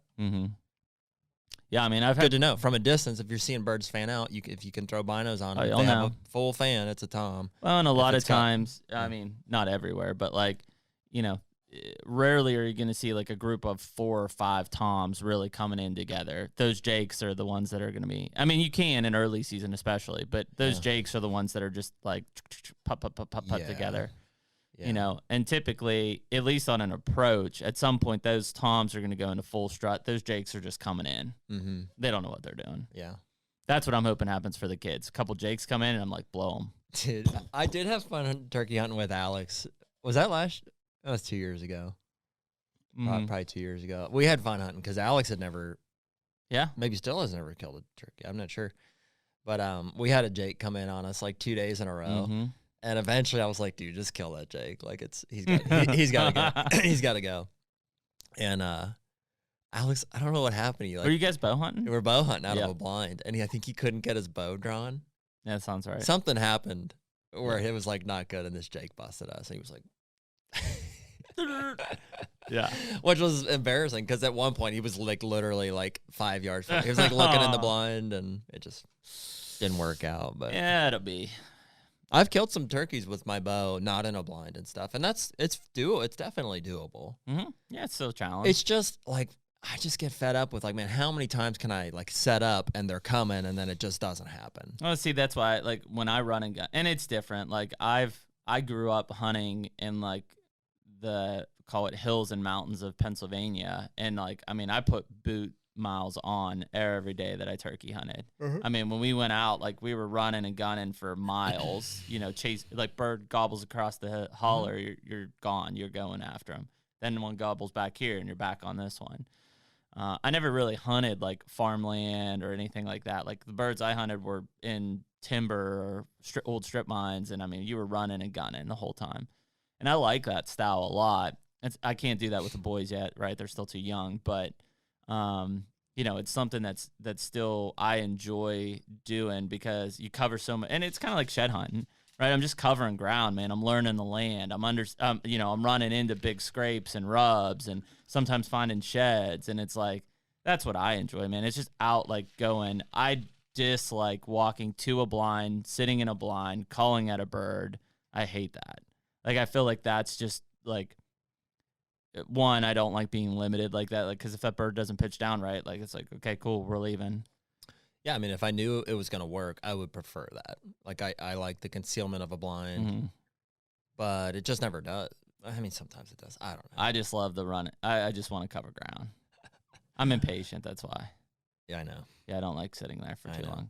It's like just breaking daylight, and I'm like, yep. I can't tell you how many times have I like started in the blind and eventually I'm like, I gotta get out, I gotta make a move. And as soon as I step out, he's like, they're standing right there. Yeah, I hate that. Stupid turkeys. Probably kill a couple. My dad hunts with a guy that we call Pappy, and he's actually the guy that I don't know if he was the one that originally got me into trapping, but he was with me pretty early on. He's like 90. He's like 95. He's old, and he's still call me old. Yeah, this guy's like 3 times as old as you are. Yeah, that's old. And he's been. I've seen in his house. He's got a black garbage bag, like a big one, full of beards. That's crazy. Full of beards.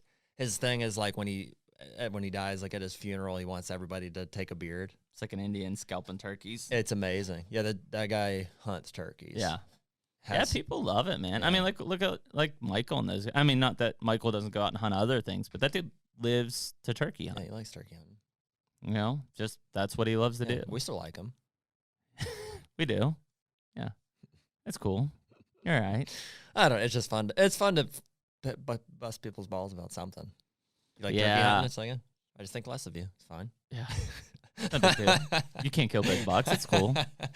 We all got to find a plan B. Yeah.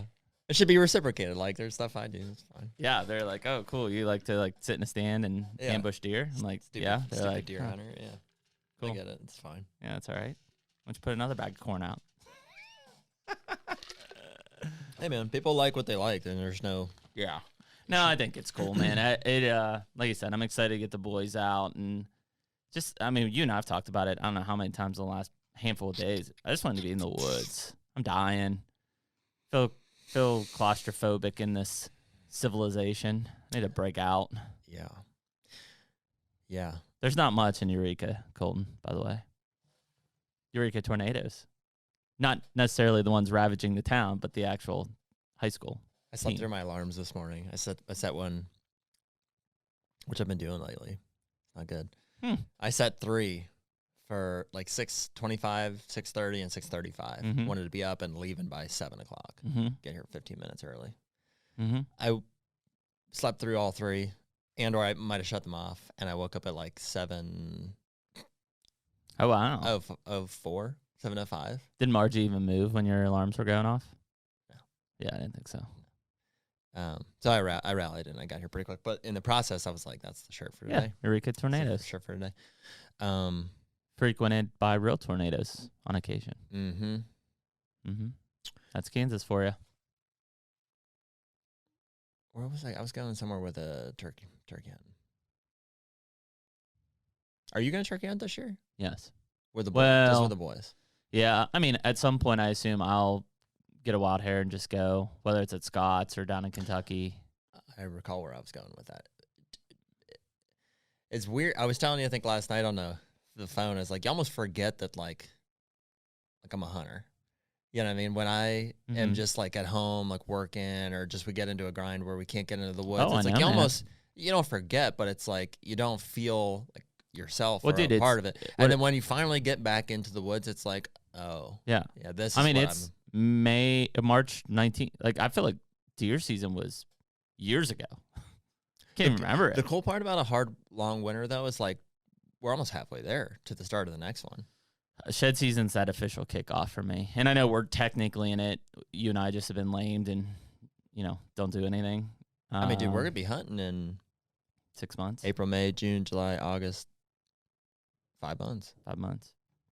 Yeah, because September 1st, I think we'll get drawn in North Dakota. I think it'll happen. No, I mean, I'm all right. And I hate this, dude. Every year. And it's just, this is a cool thing about Hunter, right? It's the evolution of life. Like, I got kids, I got family, we've got jobs, we've got businesses. Like, we don't just hunt. I wish we did. At some point, maybe that's the plan. Call us about a sponsorship. I mean, that's what I was saying earlier, though. Is like if we just hunted and like it wouldn't be as enjoyable when we finally get to I go out. agree. Yeah, I think it would be work at that point. It's just like life, man. Yeah, you got to suffer to enjoy the Yeah. good stuff. But I mean, where I'm already like in my head just going crazy is we got a big load of deer grow that came in. I've got seeds sitting right over here that I should be frost eating. I've been out once, but not really that well shed hunting. It was more to cut up trees and stuff. Like, yeah, I feel like I'm already behind the ball. And it's just crazy. Like, I am behind. we the ball. just freaking came out of winter and I'm already behind. How's that even possible? Mm-hmm. And so now it's like, all right, I've got to, oh, by the way, I ordered a new pull behind sprayer. Oh, nice. Big one. Sweet. Fimco, 60 gallon. 60 gal. That's what you want. Mm-hmm. With a boom. 12 foot Was it Filmco? Fimco.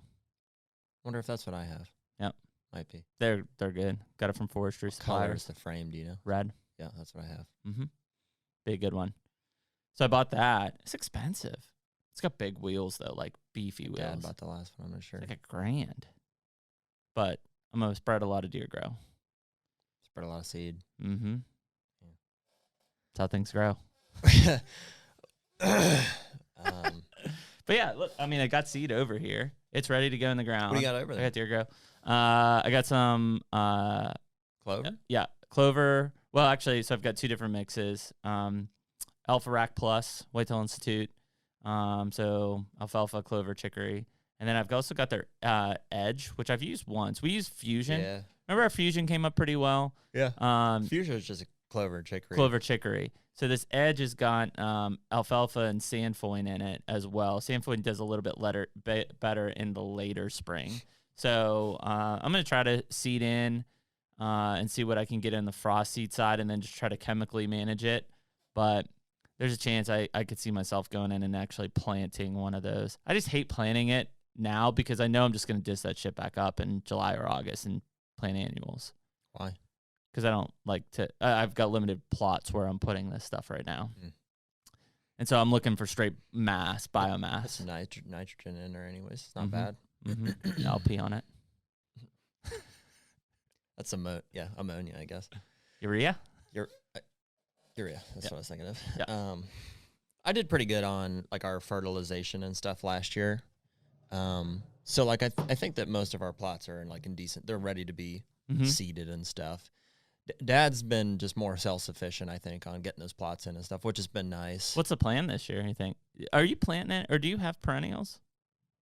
Well, I guess, East Twin? Yeah. Yeah, I've got a couple clover plots that are still standing there. I'll do brassicas probably in most of it. Do you feel like you need clover plots out there? Like, do you need a perennial? I don't know. I mean, because you hear guys, like, obviously we do a lot of stuff with Jeff Sturgis. Jeff doesn't plant perennials. He's a annual crops guy and an annual food plot guy. That's what he does. I don't have any crops where I'm at. They eat it. I see that. Yeah, I mean, I take a look at North Dakota, and that alfalfa grew some big bucks. Mm-hmm. Now, I probably can't grow alfalfa that well, like they can in that bottom in Dakotas, but I'm gonna try. You're gonna try.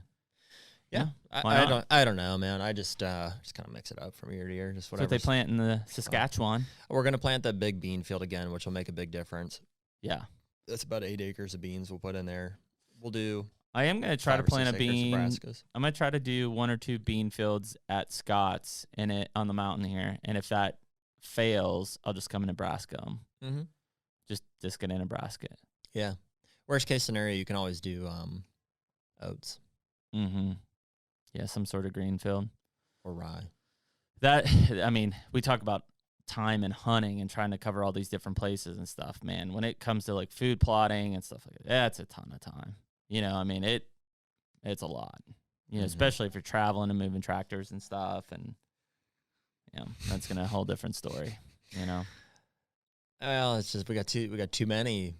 Not too many. We got a lot of spots to try to figure out. It's like, but if you don't do it, I mean, you collapse potentially your whole season, especially in a place like Illinois where you're not putting corn pals and stuff out. You can't do it. Yeah. Same with Pennsylvania. Ohio, they benefit us, but you can dump a corn pal wherever you want. So, I mean, if you don't take the time to plan it out now or into July and August, you're screwed. Yeah, it makes a big difference. So it's just part of the process. Just do what you can do. Yeah, I mean, with what we got this year, I'll probably just try to figure out how much time I can commit to planting food plots, figure out which properties, are worth it, which ones have deer that we want to try to target. It definitely makes it nice if you can get either a good clover, chicory, alfalfa stand established now, potentially get some plots in beans that actually put pods on. That takes a lot of pressure off of that July-August timeframe, which is just massive fall food plots. Because if you've got to go back and replant everything, it sucks. Yeah, you're buried. Yeah, I'm fortunate. We got a couple clover plots that have done fairly well, and it's nice to not have to worry about those ones at this point. So it's just, really, the beans will be the first big one, and we'll get a bunch of brassicas in the fall and stuff. And it works out. It's not like we're holding deer year-round anywhere. Yep. Kind of we are, but not really. I think it's really tough to do that even without, unless you have, even if there's enough food to sustain a whitetail herd, I just think they want space. That's the number one thing. I mean, even look at those places, that property we were at in Kentucky, right? mean, just massive haulers and space and everything you could want. Those bucks are covering 2 to 4 miles in a lot of cases. Now they're moving. And there's plenty of food. Yeah. You know, they're just moving. They just want space. They want like a big feeding destination. Yeah. It's really difficult to hold deer year round without something like that. And I have noticed that big 8-acre bean field that we'll plant, it will accomplish that in some capacity. They prefer that to these little brassica plots that I've got. Just feel like there's some room that they can go and really head to fill everything and then start heading back. Yeah.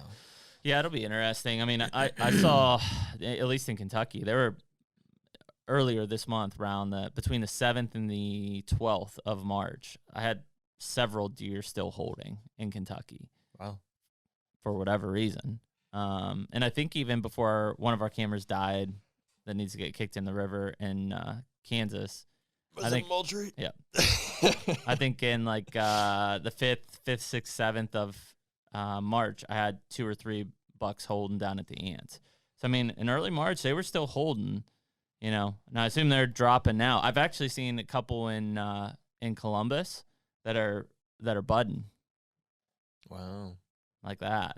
Man, there's a 200-inch pair of sheds on the ground in Columbus. Up there somewhere. Yeah, I should probably call. Does anybody walk that? I've seen a couple guys on the one camera walking down towards that park border, like just sweeping through. Guys that you know? No, I think they're coming from the park shed hunting. Oh, it's on public? Mm-hmm. Yep. Can't hunt it, but it's public.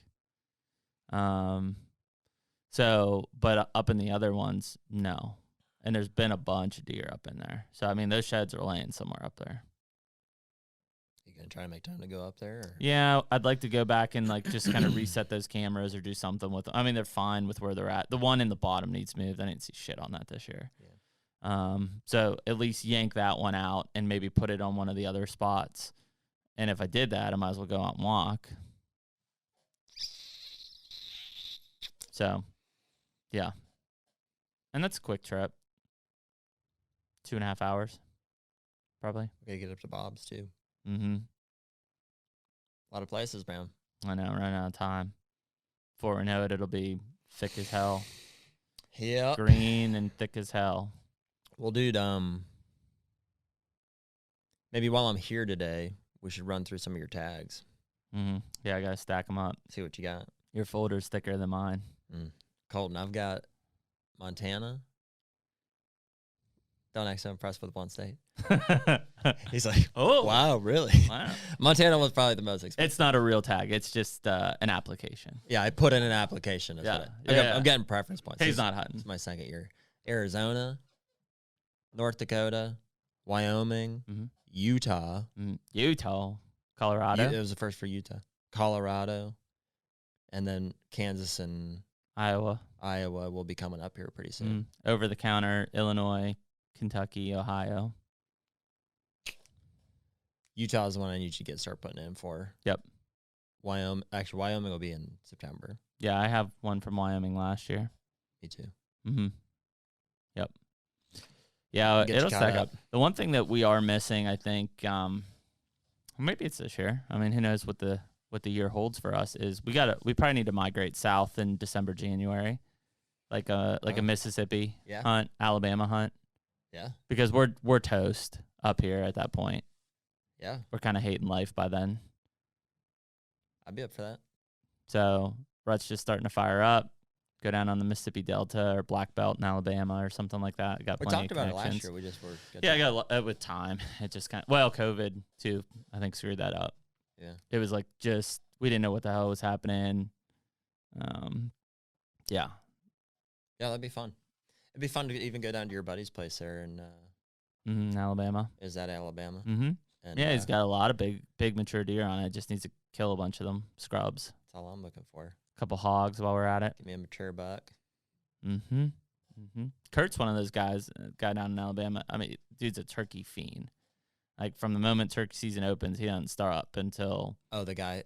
He kills That's them the all. guy? Mm-hmm. Probably talk a little nicer about turkey hunters then. Yeah. They're great. They're great. I really respect them. They're way better than deer hunters. No, I mean it is funny though. I mean, because there are guys that just they just live for it. The hard part I think about turkey hunting is like, I don't know. I mean, first of all, I mean I've killed two birds in the evenings. In like Pennsylvania, growing up, like I couldn't hunt in the evening, noon or 1 o'clock, and you're done. I killed a bird in Kentucky. I want to say I killed one in Mississippi in the evenings, which was kind of weird. But like everything else, I mean, you're killing birds in the morning. Well, it's hard to like get there, hunt, and then get to work on like a weekday. Mm-hmm. Whereas at least with like deer hunting, at least for most of the season, I'm only hunting evenings. Yeah. So it's like, oh yeah, I'm just gonna bail out a half hour early or something. Mm-hmm. So I think that's probably another one why I just never like I did it in high school because I would go and hunt before I went to school. But like once I started working, it's like, I can't get up there and get there and be at work. Like, I'd rather peel out early than be 2 hours late to work. Unless I'm killing a big whitetail. Of which then I don't care. Yeah. I used to always be so like baffled by guys that would say like, yeah, I used to hunt all the time, used to be really into it, and then I just got too busy in like life, and I was like, what do you mean? Like, yeah, you're not a hunter. But well, I mean, I kind of get it now. As I'm getting older, it's I can't imagine ever giving it up, but I can see how. Well, you got other priorities. I can see how other priorities take over, especially if you have kids and stuff. I'm like, oh, cool. Like, what other priority? Oh, you golf? Yeah, loser. Yeah, yeah. Well, I like to think that my priorities are straight, but yeah, hunting for me. Well, I mean, a good business to run and a marriage to maintain, and then hunting. Yeah, status quo. House is in there somewhere. Dogs have to be fed. Yeah. Ooh, that's good. I got to figure out something to do with the dogs next week. That's a good point. Chuck will take them. So I better be working. Yeah. We're starting to meet some of our neighbors though, which has been nice. Oh, at our new place. Yeah. So we bought a new house in how's that fence coming? October. Not yet. Are the dogs behaving when you let them out? Yeah, for the most part. Besides that one time they got sprayed by a skunk, which is no good. We haven't seen a skunk since though. Maybe they killed Gunner it. still smells a little bit, but yeah, we're starting to meet some of the neighbors, and it's cool or it sucked, I guess, originally because it was like, people were still really concerned about. This is where, remember going into Thanksgiving and Christmas, they were like, don't even see your family. Yeah, don't do anything. Don't talk to anybody. Yeah. Don't even look out. Don't even look out the window. You're looking out the window. You're gonna get COVID. But so it was kind of like, we didn't want to just go knocking on doors and stuff and be like, hey, and they're like, put a mask on. Oh my God. But so now we're starting to see people out and around, like messing around in their yard. Weather's better, yeah. And I'm just like wanting to meet everybody and anybody at this point. So my wife always just busts my balls about just being Mr. Introduce myself. Hey, how are you? If I see somebody in their yard, I'm gonna go introduce myself. Extend your hand. Like, hey, Jesus, you're missing a finger. Yeah. So starting to meet some people, and that's been good. Do they know you as the Pages people? Yeah.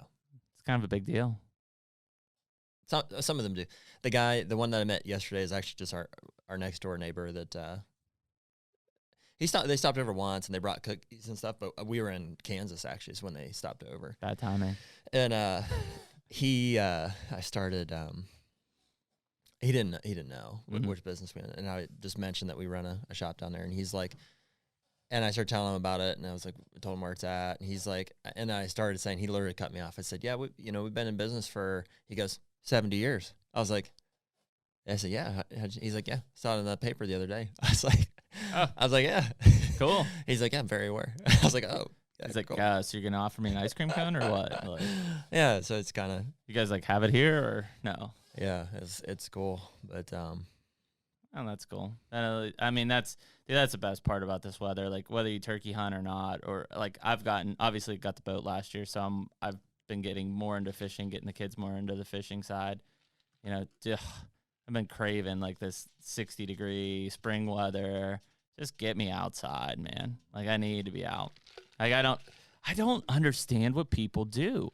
Like if you're not an outdoor person, I'm not just saying from like a hunting or fishing standpoint, but if you don't like hike or run or bike or do something, like, what the hell do you do inside? What are you looking forward to? What do you do inside? You're just playing video games? Sleeping? Eating? I don't know. Like, seriously, it's a weird... Seems like a pretty sad existence. Like, as a non-hunter, yeah, what are you... Like, dude, I know that other people do other stuff, but I don't know. We talk about it in this office. Like, because, I mean, listen, I love our office. I love what we have here. It's a dungeon. There's no light in this place. Yeah. My wife will be like, oh, my God, it's beautiful outside. I'm like, ah. Yeah. It's a great podcast setup. I like walk outside and I'm like, no natural light. Look like powder, coming out of this thing. But I mean, it's like, what do you do? Like, it's good to get outside, get some vitamin D cranking, man. Yeah. Like, what do? You watch TV? I mean, dude, I feel like I've binged everything on Netflix and I barely watch it. Yeah.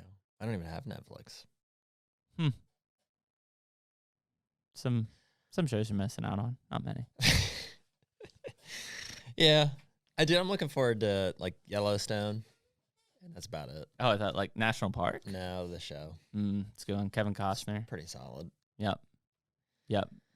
That Turn series that I watched was really good. I can't bring it up because then Weston tells me how that conspir's like happening in today's world. I don't know if I've just like given in to like marriage habits or like this is just like if we do watch TV, it's like Married at First Sight, The Bachelor, 90 Day Fiance.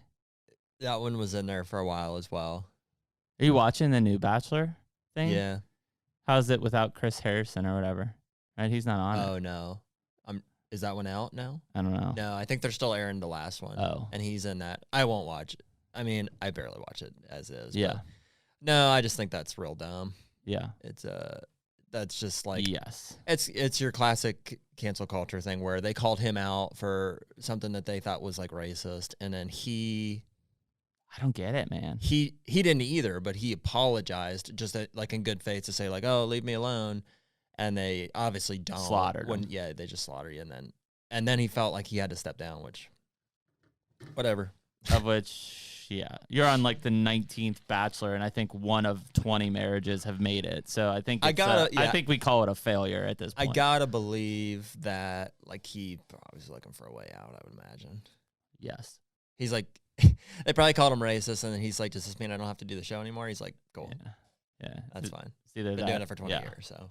Yeah, man, I don't know. It drives me crazy because I know that there's a ton of people that are just like inside, and I'm like, dude, just get outside, walk, like see nature, do something, get some exercise. Like that's the one thing. Like, and I'm, all things aside with my ankle and the situation now, like, and I know you're in the same boat. Like, I feel good. I've been working out. I've got good cardio, and that's like in life, that's a big thing, especially from a stress relation type of thing with COVID and being indoors.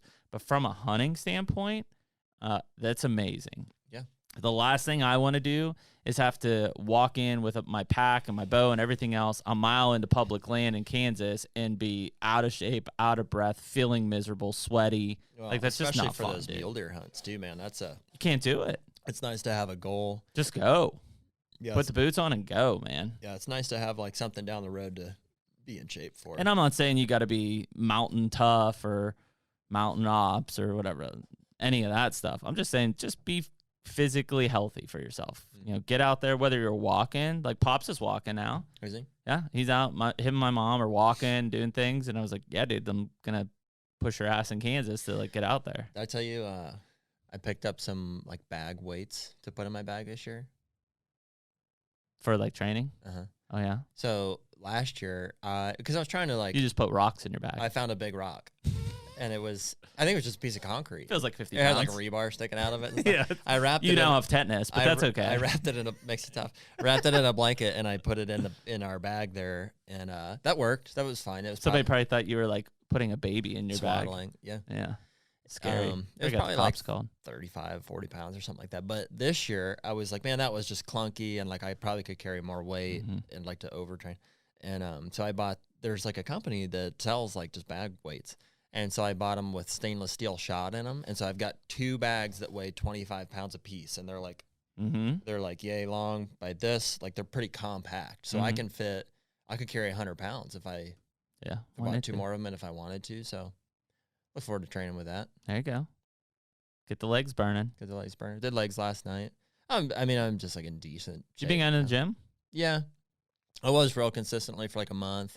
And then we opened the Dairy Mart and I got sucked into blown out. into that. And then, but I've been going back for 2-3 days now. And I need to probably go back. Fairly normal. fairly, yeah. Yeah. What, at the gym? Mm-hmm. Yeah, the one that I go to, so I hate it, but I go to Planet Fitness just because there's so many of them. Mm-hmm. And the one that I go to, like, they're not really too strict about the masks. So, I mean, you wear them in and out of it's like a restaurant, basically. You sit down to do your stuff, you can take your mask off. But this one here in Uniontown is like Yeah, you're wearing a mask. I haven't gone yet. 'Cause I talked to somebody that's been going there. I was like, yeah, I'm going to go and like start doing legs and stuff more. They're like, yeah, it's pretty strict over there. Mm-hmm. It is. I was like, okay. Well, just keep pounding up the mountain. Mm-hmm. Mm-hmm. Going on sheds. Nothing wrong with that. Keeping in shape. Cool. Well, yeah, man, good podcast. Yeah, Feel I think good about we're pretty well caught up. Next week will be interesting, guys. I don't know, live from the road, road show. Yeah, we'll figure it out, man. I'm excited to have Colton with us. It'll be our first trip together as kind of the three of us. And yeah, it's worth mentioning, like, we're not just a podcast. yeah, we're working on a show too. Yep. Show, some clips. We've got a lot of things. I mean, this trip will really kind of kick that off in terms of this journey of kind of Hunter and introducing people to what we're doing and kind of our stories and stuff. And we've got a bunch of footage from last year that we're going to incorporate here soon. But, really in terms of a real-time kind of layout, this trip next week kind of kicks everything off. So, we'll make sure this podcast will go live next Tuesday. We'll go on the road Wednesday night. We'll film the next one probably Thursday or Friday. Or we shoot it here next Wednesday. Before we leave. Be another option. Sure. We can do that. Figure it out. Mm-hmm.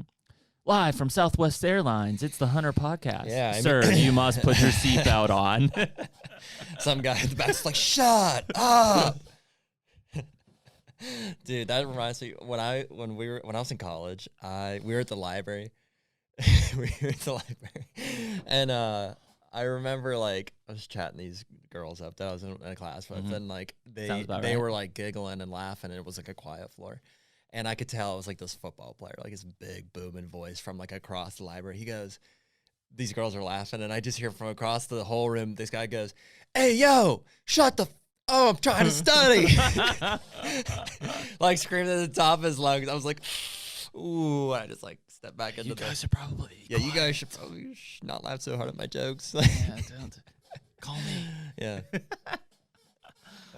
Yeah, that's probably a good idea. We'll probably hey yo. we'll probably do it Wednesday before we leave, and that way we only have to focus on finding sheds. Yeah, I like that. And some work. So cool, guys. Appreciate everyone listening to the Hunter Podcast. Next week we are going to find sheds. Keep it rolling. Got some nice weather coming. We'll be out food plotting here before too long. I'm going to get out and walk some properties with Jed and kill some turkeys. We'll get up to Bob's. Yeah, we're rolling, rock and rolling, coming out of fishing. the winter lull a little bit. But yeah, man. It's before we know it, we'll be saying, hey, how was your hunt last week? Dude, I'm excited to get a new bow. They're coming. I'm excited to get a new bow, get our setup rocking. Start putting everything together. Be excited to introduce everybody to this new, and even ourselves, to this new Picatinny, mount system for bow sights. Yep, pretty cool. I think it'll be really cool. So, yeah, we'll keep you guys in the loop on that. We've got some really cool developments on that side that we're starting to put together a little bit more. And, we appreciate everybody listening to the Hunter Podcast. We will catch you all next week. Later. Take me on down the river with